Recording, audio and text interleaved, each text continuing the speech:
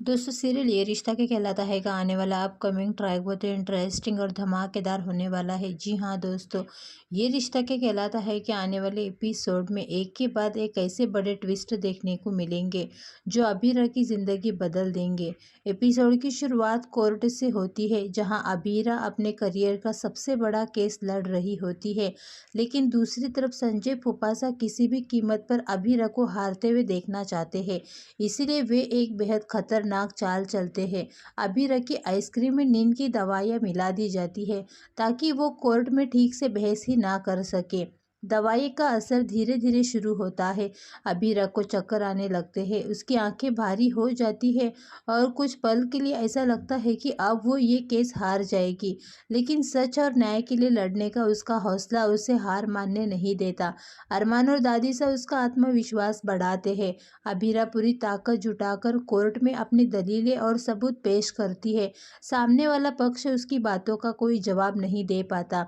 आखिरकार जज फैसला सुनाते हैं और कोर्ट में गूंज उठती है सबसे बड़ी खबर, अबीरा केस जीत चुकी है। ये सुनते ही अरमान खुशी से अबीरा को गले लगा लेता है।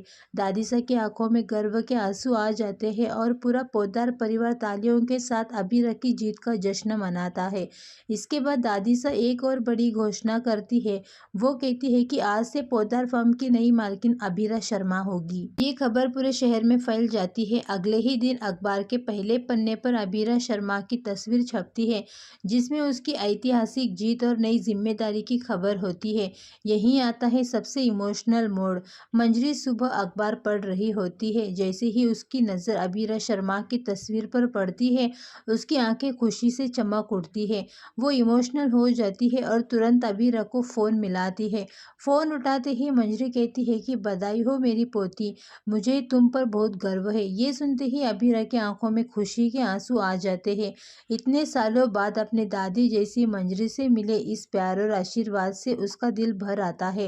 अरमान भी ये पल देखकर मुस्कुरा उठता है और पूरा पोद्दार परिवार इमोशनल हो जाता है। लेकिन कहानी यहीं पर ख़त्म नहीं होगी। संजय फुफासा अपनी हार और अपनी गलती से पूरी तरह टूट चुके होते हैं।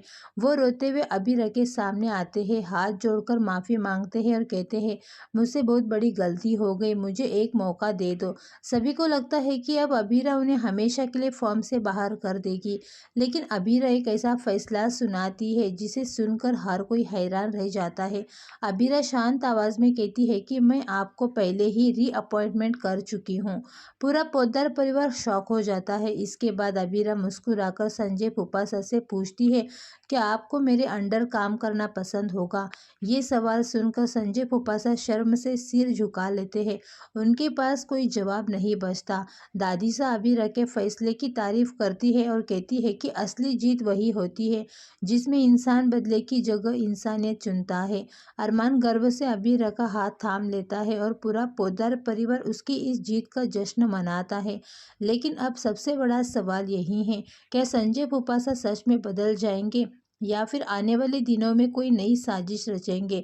इस बड़े ट्विस्ट पर आपकी क्या राय है, हमें कमेंट करके ज़रूर बताइए। दोस्तों अगर आपको वीडियो पसंद आई हो तो वीडियो को लाइक करें, चैनल को सब्सक्राइब करें और ऐसे ही नए अपडेट्स के लिए जुड़े रहिए।